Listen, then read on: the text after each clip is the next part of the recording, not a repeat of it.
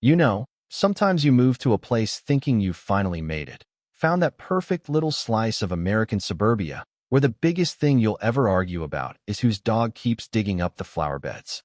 But I'll tell you right now, nothing, and I mean nothing, prepared me for the kind of insanity that kicked off the day my neighbor Karen, yeah, the classic suburban villain, called the cops on my wife over a $500 mailbox fine.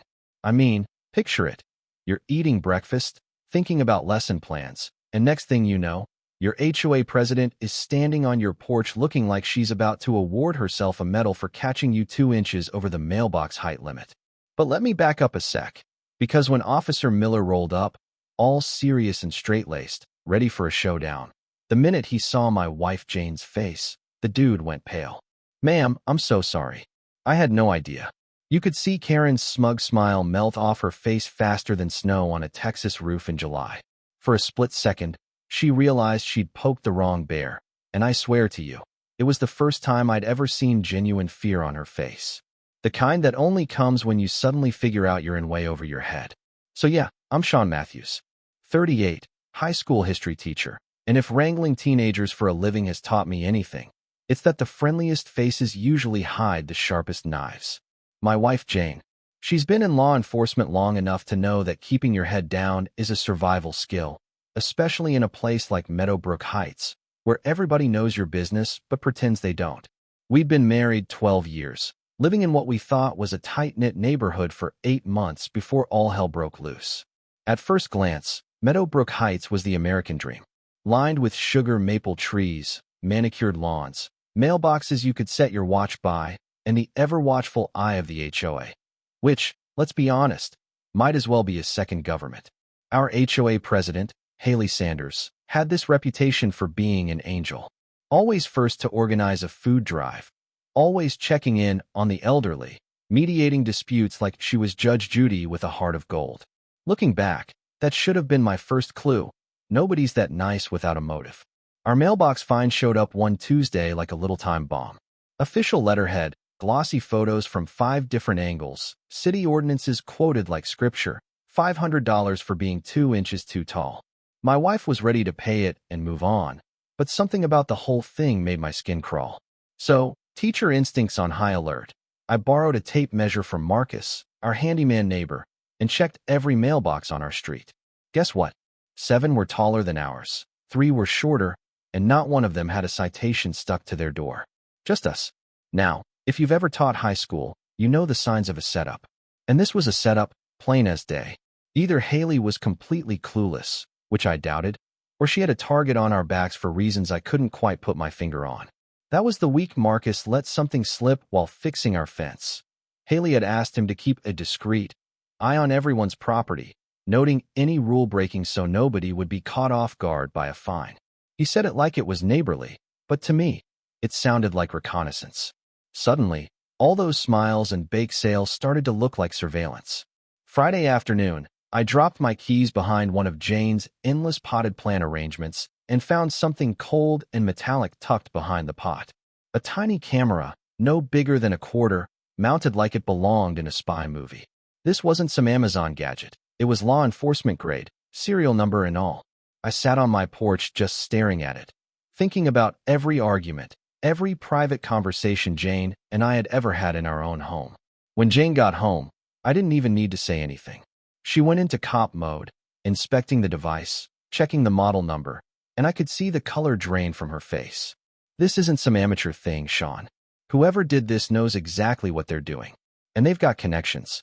That's when it hit both of us. This whole mailbox thing, the sudden surveillance, the weird neighborly interest, none of it was random. Someone was targeting us. Someone who knew who Jane really was. That weekend, after a night of Jane pacing and taking notes, I got a text. Emergency HOA meeting, 7 p.m., critical community safety concerns. We walked into the community center and found almost every family in Meadowbrook Heights there. Not your average turnout for an HOA potluck. Haley took center stage, clipboard in hand, voice dripping concern, and started talking about disturbing surveillance equipment found in the community. Linda, our neighbor who'd never raised her voice above a whisper, got up and talked about feeling unsafe, about not knowing who was watching her kids. Marcus, looking like he wanted to sink through the floor, talked about residents not respecting community standards. Every time Haley nodded, another hand went up. It was like watching my students stage a coup, all perfectly rehearsed, right down to the outrage. But here's the thing about being a teacher. You know when a show is just a show. I stood up, held up the camera, and let my teacher voice fill the room. This was in my house. This is not regular surveillance gear. It's the kind only cops or PIs can buy. So who's really watching who? For the first time, I saw cracks in Haley's armor. Some neighbors started whispering, others looked genuinely shocked. Haley tried to recover, playing the concerned community leader, but it was clear her perfect plan was wobbling. That night, as Jane and I were heading home, we caught Haley in the parking lot on her phone, hissing, "We need to accelerate the timeline."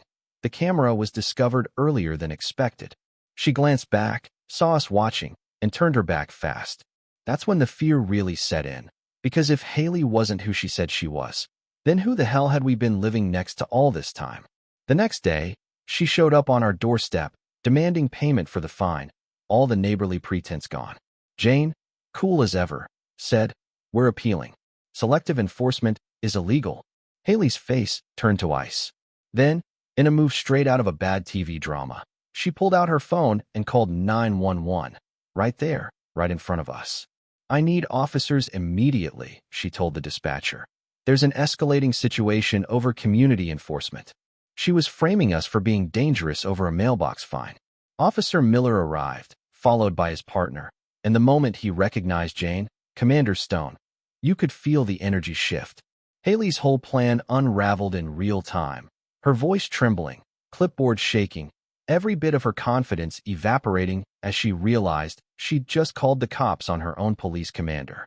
The department's radio lit up, and within minutes, Jane's phone was ringing off the hook with calls from concerned colleagues. Miller and Johnson looked at each other, then at Jane, then back at Haley. "Ma'am, HOA disputes are civil matters," Miller said, politely, "unless there's criminal activity." Jane nodded, dead calm. The message was clear. Haley was officially outmatched. But the story didn't end there. Instead of slinking away, Haley doubled down. She started a whisper campaign, fueling neighbor anxieties. "Don't you think it's strange having police surveillance in our neighborhood?" Suddenly, people who used to wave at us started avoiding us. Jane's integrity became gossip fodder. Our mailbox drama spun as a cop abusing her power. It was like watching the social oxygen get sucked out of our lives. But I wasn't about to let a professional manipulator ruin us. I started my own campaign, going door to door, showing the camera, explaining the timeline, asking neighbors simple questions. Why only our mailbox? Why the camera? Why did Marcus and Linda both say Haley told them what to say? Some folks listened. Others, not so much. But that's the thing about truth. Once you see it, you can't unsee it. It got worse before it got better. Jane got called into the chief's office to discuss community relations. We both knew Haley, or whatever her real name was out to destroy more than our reputation. She was trying to ruin Jane's career. Then Marcus, bless his soul, came forward. He showed me a notebook where he'd written down everything Haley had asked him to observe. Jane's comings and goings, our routines, little things that only someone planning something big would care about. That's when I found out Detective Walsh from Metro PD had transferred to financial crimes the same week we moved in. He'd been casually asking about Jane's attitudes toward community policing. Jane's face went cold. There's no way that's a coincidence.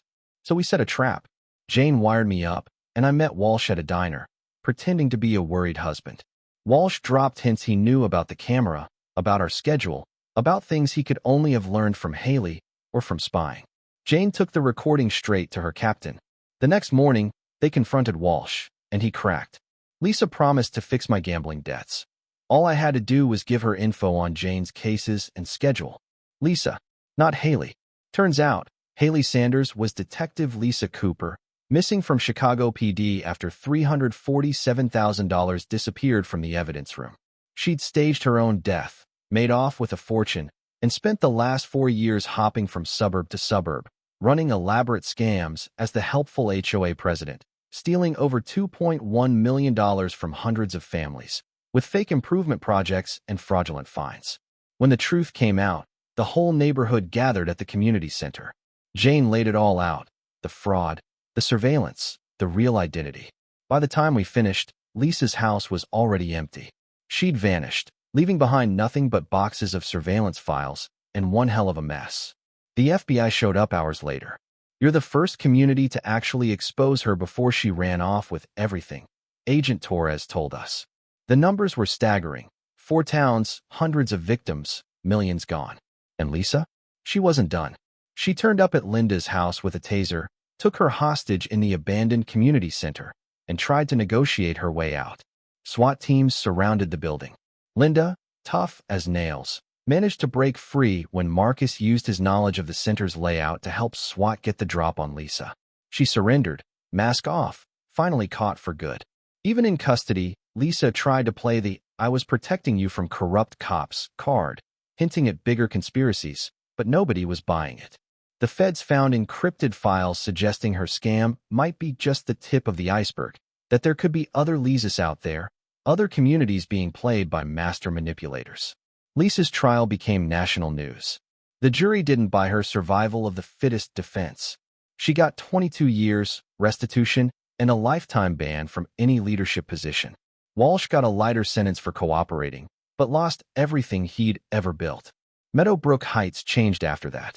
We elected Linda as HOA president on a platform of total transparency. Marcus ran a legitimate neighborhood watch focused on actually helping people, not spying on them.